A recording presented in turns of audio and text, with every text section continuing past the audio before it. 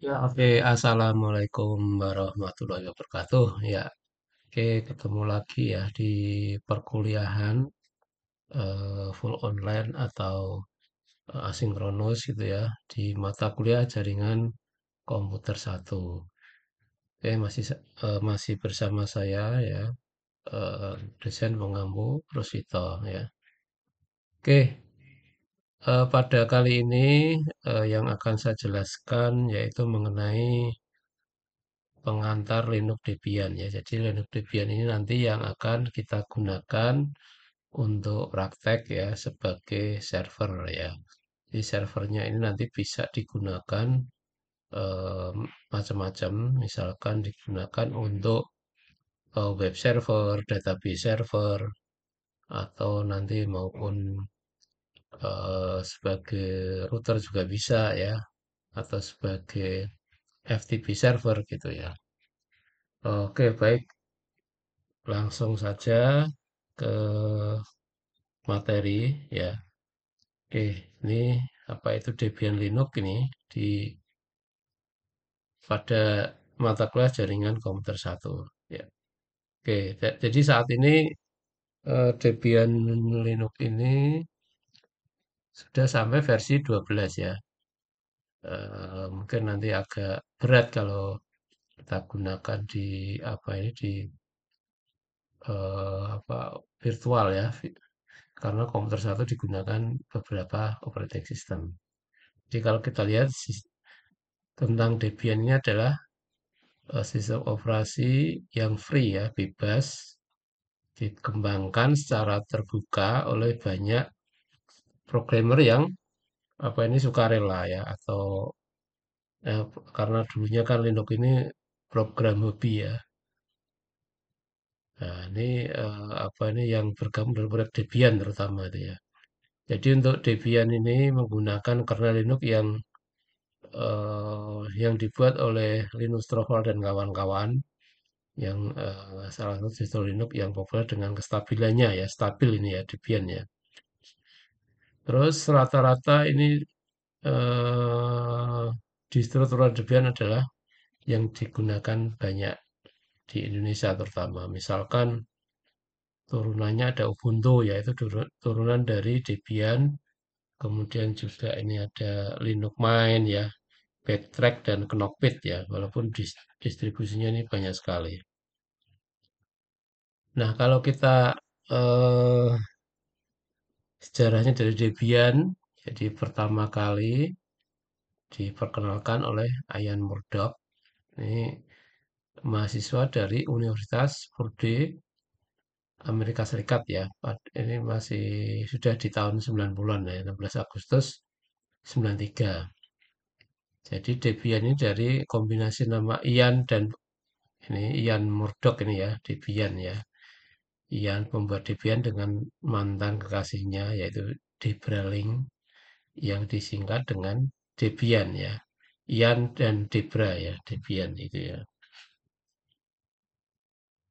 Oke, jenis partition pada Debian ini ya. Jadi pada sistem operasi Debian di Linux terutama itu secara umum ya terpartisi menjadi tiga, yaitu ada primary ya. Ini kalau kita apa ini menginstal Debian pertama kali ya, kita pasti disuguhi dengan partition atau sebenarnya apa itu diserahkan ke sistem biar sistemnya yang akan mempartisi juga bisa sebenarnya ya. Oke, di sini ada primary partisi primary ini bagian utama ya pada sistem operasi Linux ya. Terus partisi primary pada ini tidak seperti Windows yang mengizinkan satu partisi primary.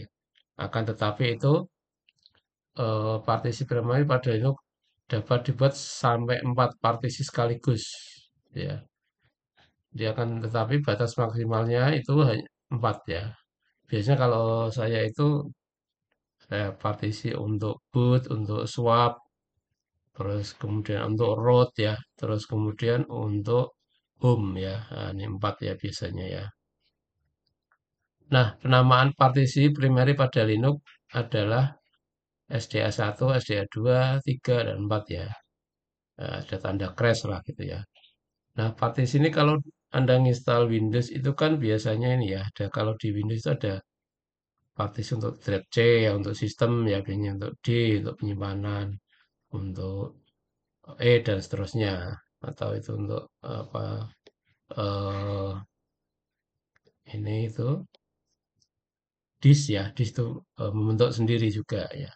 Nah, itu jadi bedanya ya kalau ini di Debian ini hanya sampai 4 saja ya nanti ya. Oke. Terus partisi extended ya.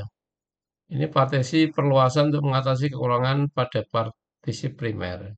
Jadi misalkan sudah disetting menjadi 4 bagian, maka salah satu dari partisi akan dikorbankan menjadi extended ya. Jadi dalam partisi extended nanti akan digunakan partisi logikal untuk penyimpanan data. Nah, nah, ini terus ada jenis lagi partisi logikal. Ya, ini partisi yang biasanya ya itu dibuat dalam bentuk partisi extended. Misalkan di apa nih, penomoran partisi logikal selalu dimulai dari nomor 5, 6, 7, dan 8. Atau kita bisa melihat dengan ini ya, tagar ya, tagar 5, 6, 7 gitu ya. Nah, oke. Nah, ini yang tadi saya jelaskan tadi ada root ya, root swap ya. Jadi dalam proses instalasi Debian Linux itu selalu membutuhkan dua partisi yang kosong ya, yang digunakan untuk root dan swap area. Jadi ini partisi root ini root kan paling utama ya. Jadi ini adalah untuk instalasi rekomendasi ya minimalnya ya 4 giga gitu ya. Nah, kalau swap itu ya, swap ini kalau ini biasanya saya 2 kali memori ya. Jadi swap ini virtual memory yang disiapkan sebagai cadangan ketika memori komputer full. Kalau di Windows ini virtual memory ya. Jadi mungkin di HP sekarang juga ada ya. RAM-nya itu nambah tapi memotong dari hard disk gitu ya. Jadi eh, oleh karena itu Linux jarang mengalami limited ya memori ya. Karena waktu kita waktu kita install itu harus ini menyertakan ini ya. Jadi secara teori kapasitas swap itu adalah 2 kali ukuran RAM. Nah, misal kalau RAM-nya 512, maka swapnya 124 ya. Kalau RAM-nya sudah 4 giga, ya nanti jadi 8 gitulah ya. Nah, ini untuk ini ya, jarang mengalami limited ya, keterbatasan memori lah gitu ya. Oke. Nah, jadi setiap ini ya, setiap edisi misalkan Debian 9, Debian 8 sampai dengan yang terakhir 12 itu eh, paket yang disertakan juga lain-lain ya. Di paket software yang dibutuhkan untuk membuat server Debian dapat disesuaikan dengan kebutuhan pengguna. Misalkan untuk paket web server ya, ini ada Apache, Apache 2 atau NGIK ya juga bisa ya, atau Bin 9, HTTPD ya. Terus contoh kalau pakai DHCP server ya, nah ini pakai DHCP 3 server, terus ada ini email server ya, Squid ya, Square email, Podfish ya, atau paket proxy pakai Squid ya, atau pakai link ya, paket yang lainnya links, prof, FTP ya, dan MC itu Midnight Commander ya, yang ini Midnight Commander untuk Explorer ya. Nah itu saya rasa paket-paketnya. Tapi nanti ini bisa kita apa itu buat tersendiri ya, buat satu misalkan dengan panel ya, panel itu satu tampilan interface-nya web ya, tapi bisa diakses ya dari komputer manapun itu untuk manajemen web untuk FTP, untuk email ya, bisa jadi satu ya. Nah, oke. Terus apa fungsi server Linux Debian ya? Oke, ini sebagai FTP ya, File Transfer Protocol ya. Oke. Nah, FTP itu menggunakan protokol transport TCP untuk mengirimkan data file ya. Jadi TCP dipakai sebagai protokol transport karena protokol ini memberikan garansi pengiriman dengan FTP. Jadi user itu memungkinkan mengakses file directory secara interaktif ya. Jadi bisa browse ya, melihat, bisa mengedit gitulah ya. Kayak ini Explorer biasa lah ya. Dia melihat daftar file pada directory remote dan lokal. Jadi ini dua komputer ya, biasanya sebelahan gitu. Yang sebelah sini lokal komputer Anda, yang ini komputer remote. Nanti bisa ini ditukar, saling tukar menukar gitu. Ya kayak bisa bisa kalau punya akses penuh ya bisa ini ya mendelete, menghapus, mengedit. Terus transfer file dari komputer remote ke lokal, nah ini download atau transfer file dari komputer lokal ke ini ke remote ya, dua sisi ya, atau upload ya. Nah itu untuk FTP ya. Dan FTP ini juga jenisnya macam-macam ya, ada yang Animos ya. Jadi FTP yang semua orang bebas masuk ya, biasanya untuk file umum gitu ya, atau pakai login ya, loginnya nanti juga dibatasi gitu.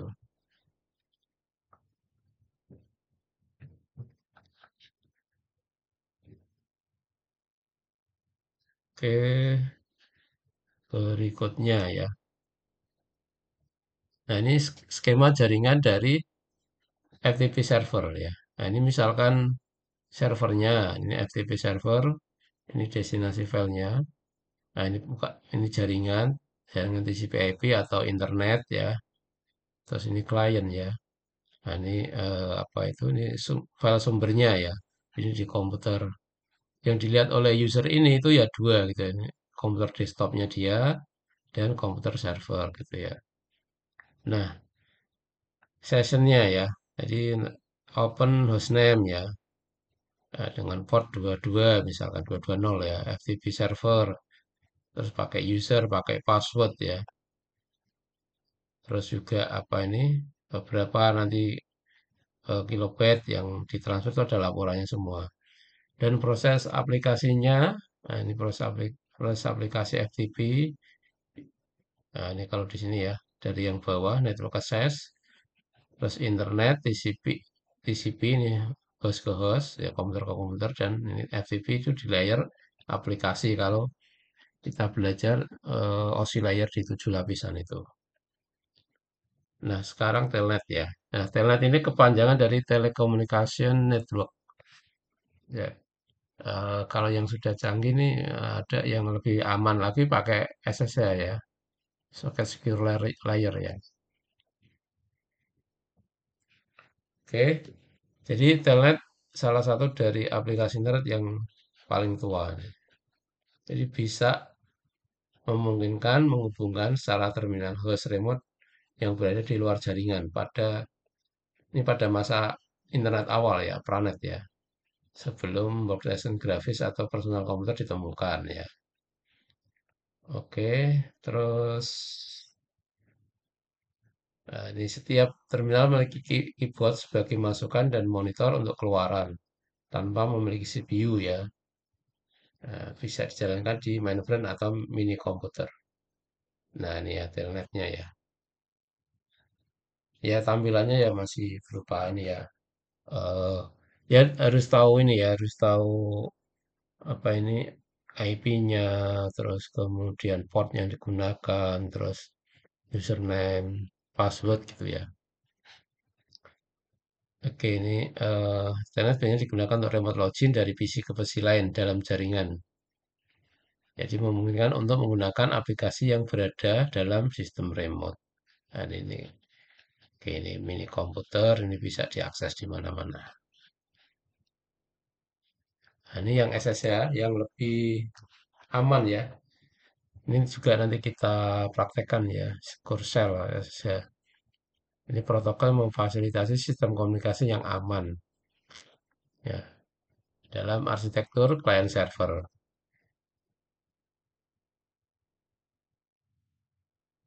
Oke.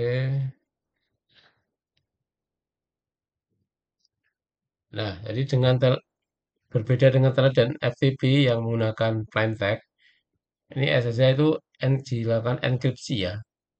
Jadi mengenkripsi data selama proses komunikasi. Jadi kalau dicegat atau dibajak gitu ya, ini aman gitu ya. Jadi menyulitkan ini intruder terutama ya, mendapatkan password yang tidak dienkripsi. Ya, oke, jadi intinya ini digunakan untuk mengakses mesin ya atau komputer gitulah ya dari tidak dari tempat itu dalam mode aman. Ya, bisa ini bisa bentuk akses remote bisa diperoleh adalah mode tag ya dan grafis. Ya kalau di Linux nanti terminal gitu ya. Oke. Oke, nah itu saya rasa penjelasan mengenai Debian ya. Oke, nah, misalkan saya coba ya mungkin ya, saya tunjukkan sekilas walaupun nanti ada praktek ya.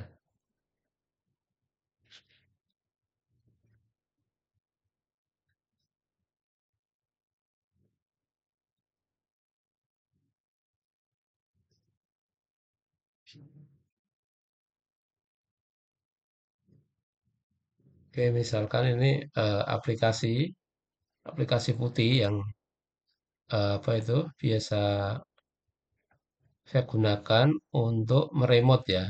Jadi ini remote-nya,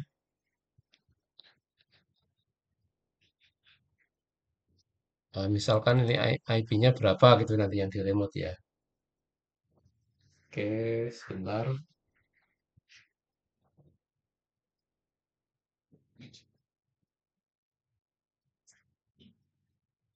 Nah, oke, misalkan eh itu IP-nya ya. Saya coba komputernya sebentar. Nah, ini untuk hostname-nya. Jadi ini IP-nya itu berapa? Ini yang akan kita remote. Terus ini portnya ya. Kalau defaultnya 22, tapi bisa saya ganti. Tergantung di apa ini di SSH servernya ya. Mau dikasih port port 22, port 1000, 2000 gitu ya. Itu juga bisa gitu ya. Oke, tunggu sebentar. Nah, ini aplikasinya ya untuk apa itu namanya putih yang digunakan untuk SSH ya. Nah, ini SSH Socket Secure Layer ya.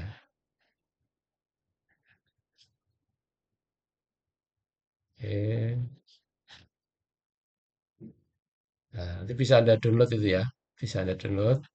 Ini kliennya nanti sisi klien putih digunakan untuk itu ya. Ke misalkan coba saja. Nah, ini tampilan dari apa itu namanya? Nah, ini tampilannya ya. Oke, ini tampilannya. Nah, ini tampilan putihnya, ini loginnya ya. Ini komputernya saya remote ya, saya remote. Misalkan di sini saya pakai CMD ya. Ini server saya tes dulu, saya ping apakah dia aktif atau tidak gitu ya. Oke, ini servernya sudah aktif ya nyala ya. Nah, ketika akan saya remote, nah ini saya gunakan login misalkan ini saya sudah buat login. Nah, oke. Nah, ini sebenarnya sudah saya masuk di Linux saya gitu ya. Oke, sebentar ya. Ini besarkan dulu.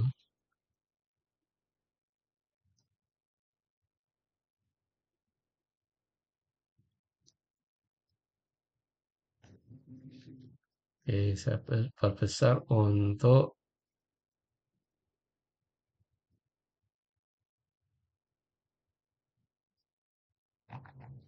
ini ya, biar biar tampilannya besar ya. Nah, oke. Ya, ini tampilan dari SS ya. Ini saya remote. Oke, ini bisa juga saya lihat ya, folder-foldernya di Linux itu apa ya. Oke, ini coba saya masuk ke root ya, user root ya,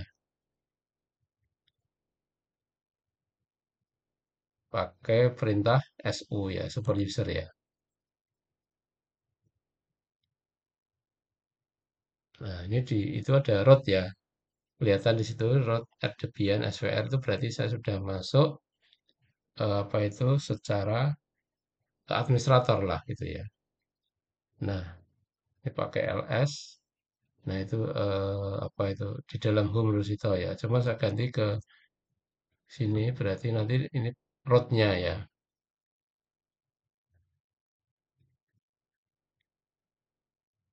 Nah, oke.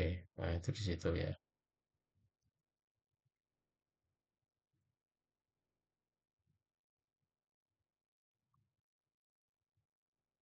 Nah, itu folder-folder ya yang tampil gitu ya. Nah, kalau tadi MC ya, MC itu bisa, bisa juga. Oke, pakai MC ya. Atau saya install dulu. Ya, apt misalkan ini ya harus Pak ada internetnya ya.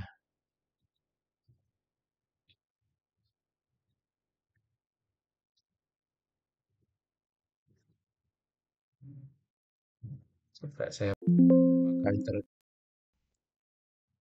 jalan atau belum ya. Nah, ini belum jalan, coba saya aktifkan dulu.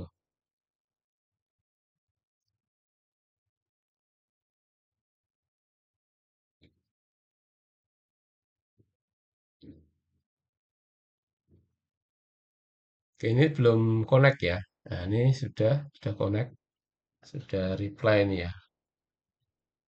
Oke, baik ini coba saya install dengan perintah ya, apt install mc ya.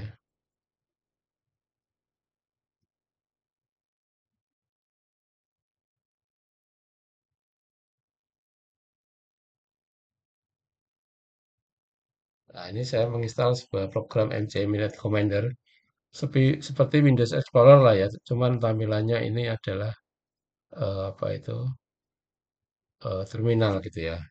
Oke. Nah, ini ya tampilannya. Jadi ini kita dapat melihat misalkan di home ya, ini direktorinya ya. Oke. Nah, ini di home ya. Oke. Jadi seperti itu ya.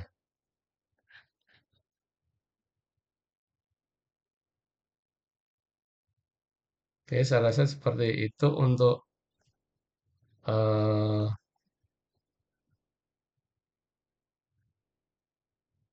untuk ini ya. Apa itu saya menunjukkan bahwa Linux bisa digunakan untuk ini FTP ya. FTP juga untuk ini juga bisa ya. Untuk SSH ya, gitu juga bisa.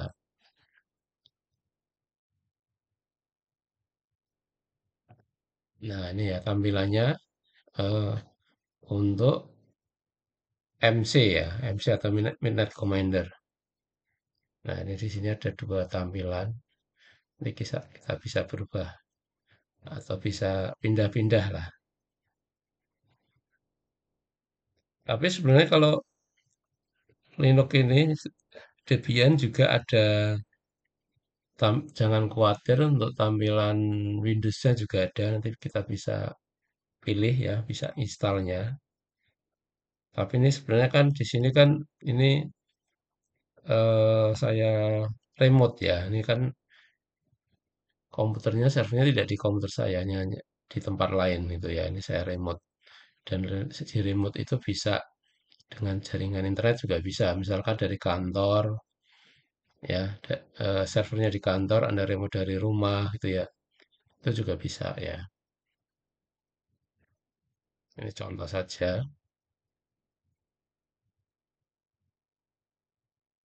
Ya, nanti setelah ini ya, setelah apa itu, setelah UTS lah kita praktek ya, saya demokan untuk praktek-prakteknya. Oke, ini saya exit dulu. Jadi biasanya kalau kenapa lebih senang ke ini ya, terminal seperti ini karena lebih apa ya, lebih mudah lah ya. Kalau apa dengan tampilan Windows ya agak ya beda-beda tampilannya. Linux sendiri itu kan banyak banget ya. Jadi ada yang Genome, ada yang Xphase ya tampilan tampilan Windows-nya itu ya. Tapi kalau Anda tahu perintahnya itu mau dimanapun nanti bisa digunakan ya. Distro Linux kan tidak hanya Debian saja ya. Jadi ada Ubuntu juga ya bisa nanti Anda gunakan gitu. Oke, ini nanti apa itu kita praktekkan lah gitu ya. Nah, ini mode grafisnya gitu ya. Ini mode grafisnya. Oke.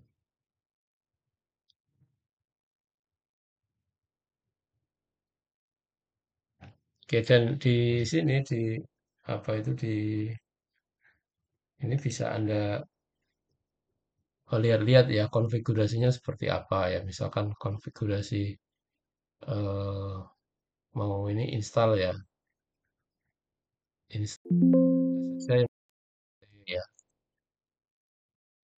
install eh, open ya, open SSH strip server gitu ya.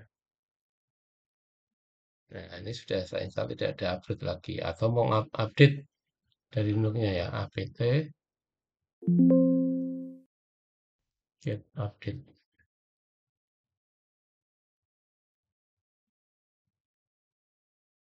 Oh, ini salah nih. pt update gitu ya. Jadi perlu diperhatikan ini kadang dulu yang sudah pernah apa itu di di apa versi yang lama kadang perintahnya ada yang sedikit berubah. Ya, kalau ini ya. Kalau dulu sebelum COVID itu saya sering gunakan pakai apt-get ya, pakai sekarang getnya tidak dipakai langsung apt juga bisa ya. Jadi mungkin yang sudah pernah memakai ini karena Linux ini cepat perkembangannya ya, perintahnya kadang agak berbeda sedikit ya. Oke, saya rasa itu ya. Jadi saya rasa itu pertemuan kali ini nanti setelah apa ini setelah UTS kita bisa praktek ya. Nanti juga file isunya bisa diunduh. Ini saya gunakan Debian 12 ya.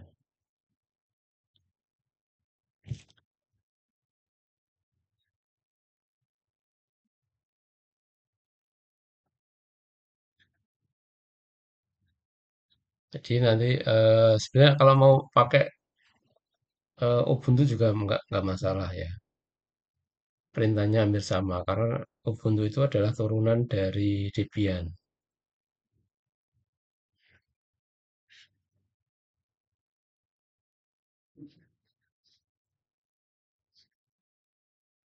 Ya, oke. Itu saja pada pertemuan kedua kuliah online ya kita bahas Ubuntu ya, kok Ubuntu ya, Debian ya, Debian, Debian 12 terutama nanti yang akan kita pakai. Cukup sekian. Assalamualaikum warahmatullahi wabarakatuh.